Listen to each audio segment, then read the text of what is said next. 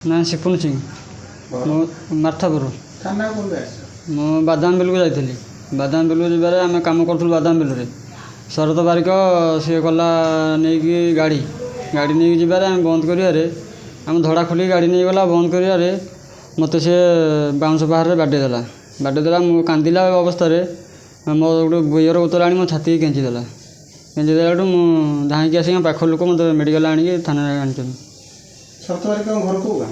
ମାର୍ଥାପୁର। ତମର ଆଗରୁ ତା ସହିତ କିଛି ଶତ୍ରୁତା ଥିଲା କି? ନା ଶତ୍ରୁତା ନଥିଲେ ତମେ ତାକୁ କ'ଣ କହିଲ କି? ମୁଁ କିଛି କହିନି ତାକୁ। ତାହେଲେ ତମକୁ କାହିଁ ବାଡ଼େଇଲେ? ମୁଁ ହଠାତ୍ ଆସିକି ମୋତେ ଏମିତି କହିବାରୁ ମୋତେ ଆଇଡ଼ିଆ ବୁଣିବାକୁ ସୁଧିଲାରୁ ମୋତେ ସେ ବାଡ଼େଇ ଦେଲା ବାଉଁଶ ପାହାରରେ। ତମକୁ ଡାକ୍ତର କ'ଣ କହିଲେ? ଡାକ୍ତର କହିଲେ ତୁମେ କ'ଣ ହେଇଛି କ'ଣ ନାହିଁ। ମୁଁ ଏଇ ଅବସ୍ଥା କହିଲି।